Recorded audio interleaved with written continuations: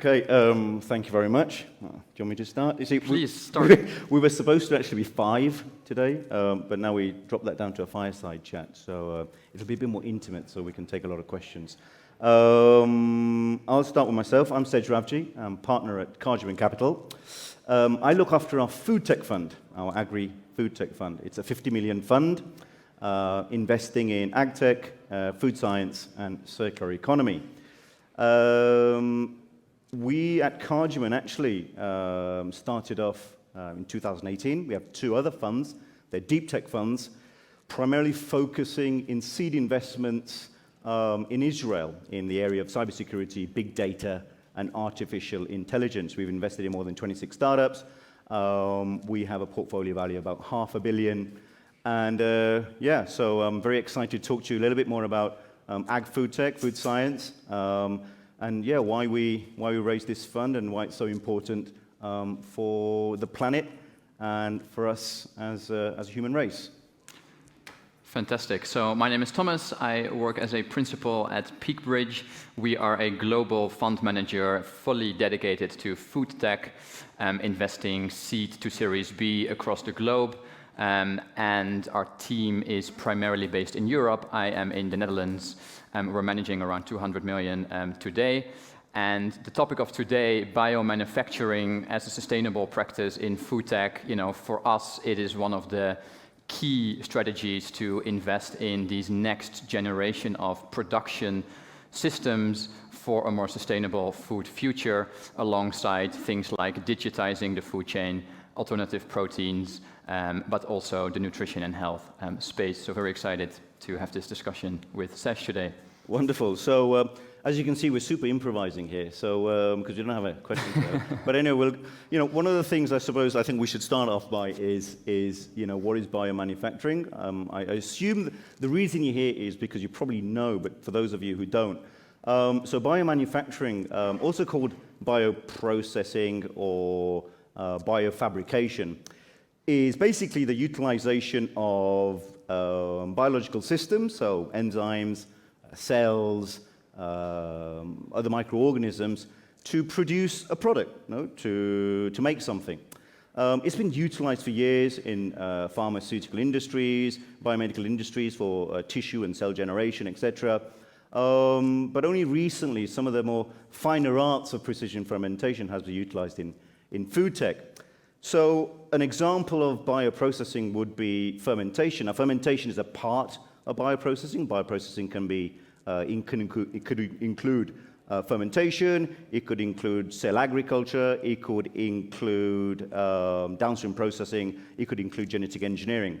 But fermentation, as you know, has been around for donkey's years, hundreds of years. Traditional fermentation uses naturally growing microorganisms, yeasts, etc., to make products that we eat every day today. Okay, so you got your cheese, your yogurts, your beer. Okay, so we use yeast in the fermentation process to make alcohol. So that's been going on for a long time, and recently there's been recent advances, especially in the last 10 or 15 years, application of AI plus advances in engineering that has allowed scientists and allowed engineers to be more precise in the way they create products. For example, in precision fermentation, the idea is you take certain microorganisms, okay, you genetically engineer them to make what you want, a certain product, you grow them in big bioreactors, and then you induce them to make the product. Then you purify those products, and you achieve your product that you want. I'll give you an example. One example could be from caseins. Okay, so casein is a milk protein, and as you know, today in milk, milk proteins make up sort of 3% of milk. So when you take certain microorganisms in bioreactors and you have to select for them, you genetically engineer them to produce caseins. And why is that really interesting? That's really interesting in the industry because what we're doing is we're taking out a whole chunk of the supply chain and you're taking out all the animals. As an example, And so that's interesting because here we're talking about how we can become more sustainable, how we can impact climate change, and the whole area of, for example, dairy industry and livestock management can account for up to 18% of greenhouse gas emissions, as an example. Okay, so it's one of the areas that are very interesting, especially for us as an ag food tech fund, in terms of where we think the future is and where we believe opportunities, investments can be very interesting. That has been one eloquent introduction on the topic, especially given that it was completely improvised. So, no, I mean, I can only echo what Serge said. So, you know, for us, the way that we look at bioprocessing, biomanufacturing, I think fermentation is a key example, is that it's really the next leg in our food production systems, for the simple reason that in the way that we grow animals today, in the way that we grow cereals and grains today to feed those animals, we will not be able to obviously feed an additional 2 billion people in the next 20 years or so. We simply don't have the land. So one of the advantages here is obviously the more efficient utilization of land, in order to be able to be completely disconnected from environmental weather factors around the globe, and being able to produce the proteins, the fibers, and also other micronutrients that we need anywhere on the planet. So we, you know, as PeakBridge, we've really kind of studied the investments in this space. And what is interesting is that as a general tech VC industry, we actually obviously see a bit of a downturn in the last 12 months or so. But when we look more closely at climate tech investing and food tech investing in particular, or even more specifically in fermentation and the ingredient space, the investment is actually trending very much upward, for the simple reason that the food industry is finally taking notice. So what we often try to describe is we feel that we're at the sort of Tesla moment in food at the moment, meaning, you know, Tesla reached this pivotal point in their existence where a combination of battery technologies, you know, lithium-ion batteries and other supporting technologies finally came to a maturity where they could be industrially produced, and where electric vehicles would have the range and meet the consumer expectations and the price point that consumers expect. And when we look at where certain well-known precision fermentation companies, including those in casein, for example, Perfect Day Foods out of the United States, are today, they are very much at the same point where Tesla was around 2008, 2009, meaning that we are very close in precision fermentation to proving unit economics, to proving scale-up, to proving tighter levels and all the enabling metrics for this industry to be at commercial scale in probably the next 2 to 3 years. And that's why, obviously, now is the time to invest. That is why now is the time to start companies in this space, and why we are kind of all in on this side of the business. So, I mean, in terms of challenges, of course, we operate in a food industry, and I'd be very keen to hear Serge, his thoughts afterwards also. Unfortunately, there's, you know, certain regulations that apply to commercialize these biomanufactured compounds, these caseins produced through genetically engineered microorganisms, for example. So that obviously means that the European Union, the Food Safety Authority, the EFSA, as it's called, European Food Safety Authority, will need to come to grips and will need to understand that if we are serious about the EU New Green Deal, and if we're serious about, you know, battling climate change, we're gonna need to reinvent our regulatory frameworks to allow these ingredients into the market. So when we evaluate startups in this space, we really spend a lot of time not just looking at the economics and the yield, but the regulatory roadmap as well. And unfortunately, the reality today is it's not looking great in Europe, but curious to hear what you think. No, absolutely. I think, you know, we're seeing a lot of startups now. As you know, we focus in investments in Spain, Europe, and Israel. And, you know, we're seeing a lot of startups now that are moving to the US because of this point, you know. Singapore is great, but it's a very, they're the only ones who have approved this kind of cell-based technology, for example, in terms of consumer usage. So I think it's a big area that the only way around it, I think there are a number of things. One is, recently I read, I think it was just yesterday or today, that I believe it was the company who make Just Egg, okay?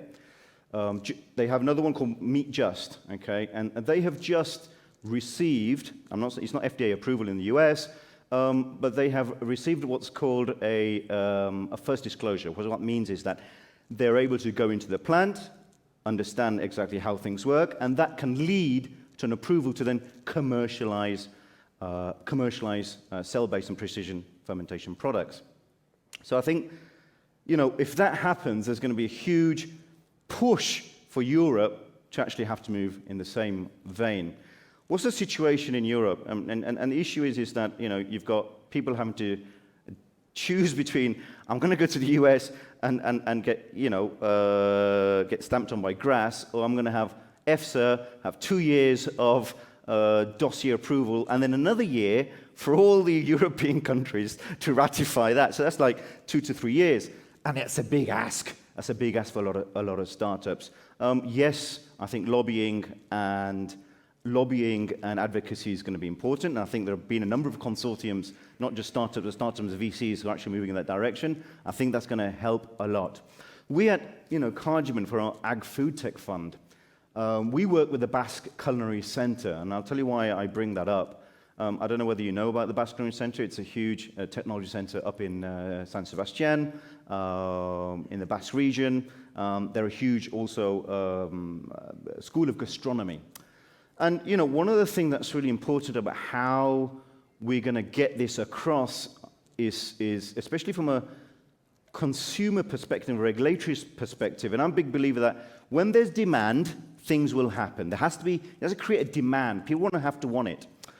And to create this demand, you need consumers. You need consumers to buy into it.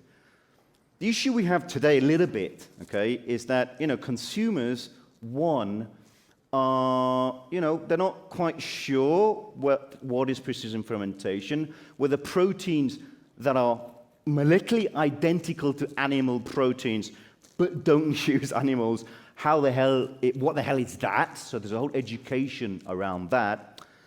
But also the whole area of, is it natural and is it not natural? Okay, and the claims around that. And our take on it is that we need chefs, we need VCs, we need corporates, we need collaboration among each and every one of the players at this level in order to help. And we use the Basque Culinary Center for a number of reasons. One, we use them to help us, obviously, with our startups, to develop the products, okay? So all the way from lab scale to scale up, pilot plant, proof of concepts, etc. But also, they're associated with a number of amazing chefs, okay? So you've got Joan Roca, you've got, who's the other chef, very famous one from Spain? You all know. I'm from Holland. Oh, you're from Holland. Ferran Adrià, okay? So they're associated with amazing chefs like that, and Jose Andres, who's in the US, okay? So why is that important? Because not only are they able to convert these products into extremely tasty products, because let's face it, products can do a lot. They can be extremely functional, but if not tasty, no one's going to buy it. And I don't want to move to veggie food right now, what's happening right now, but one of the reasons plant-based meats are having such a hard time today is because, let's face it, they don't taste as good as meat, right? And we can discuss that, and you can argue about that, but at the moment, that's one of the factors. I'm not saying the only factor, but it's one of the factors. And so, you need these people to help you create delicious, appetizing products.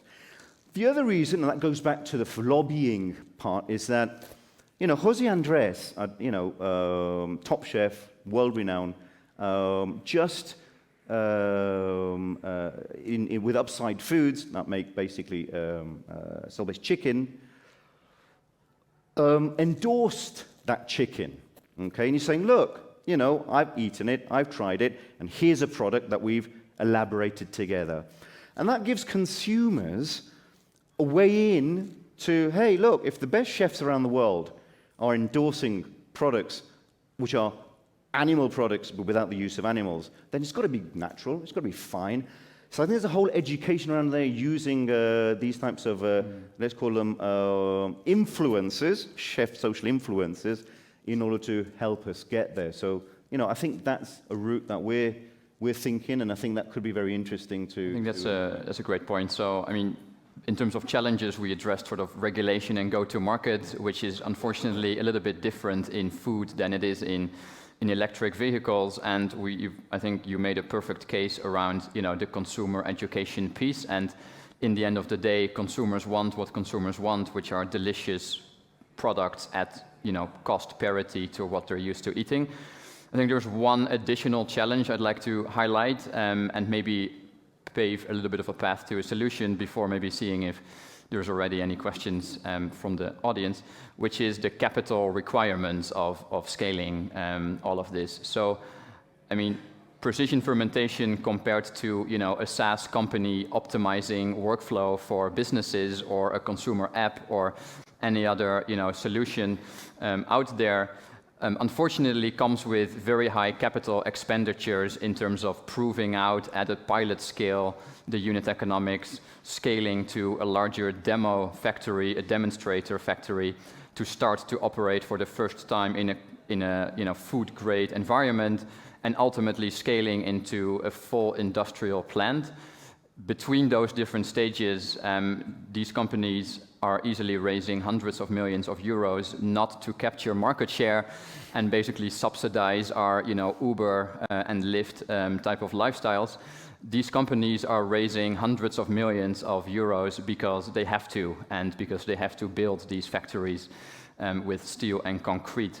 And unfortunately, most of the VCs around here, and even specialists like ourselves, were just a drop in the bucket of the capital required to scale these production facilities, which means that very early on, we need to not just be networking in these kind of, you know, startup events and venture capital type of events, but we need to start networking with, you know, the food industry, the larger players, the Unilevers, the Nestlés, the IFFs, but also with the growth equity investors, debt financiers, banks, pension funds, institutional investors who are able to write, you know, 50 to 200 to 500 million euro checks, because that is what these companies require. Perfect Day Foods, you know, to go back to the casein example, today raised, I think, about $800 million and still is not operating in full-scale production, just to give a sense of the capital requirements to scale these you know, precision companies. So we spend, on top of the consumer piece, the regulatory piece, also a lot of time thinking, how do we set these founders up to be able to attract capital 2, 4, and 6 years down the line from these institutional investors? And without it, unfortunately, this will always remain kind of a niche, lower scale industry. But maybe it's helpful to quickly see if there is any burning questions so that we can make this as relevant. I just want to add, you know, add to that, because I think that's an awesome point, Thomas. And to add to that is, you know, yes, you know, it can be capital intensive. VCs don't like or tend to they don't like to invest in capex. Okay.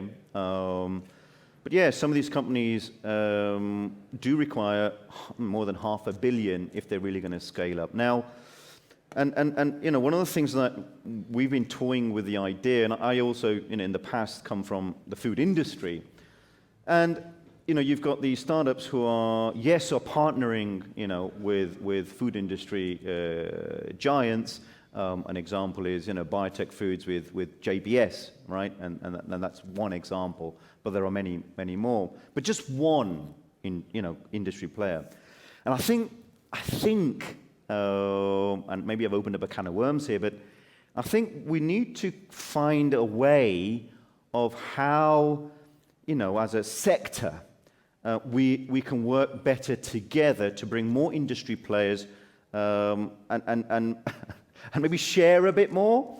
And I think that could be very interesting because if tomorrow you've got I'm not going to mention any names, but maybe some of the biggest dairy industries here in Spain or anywhere else, food manufacturers.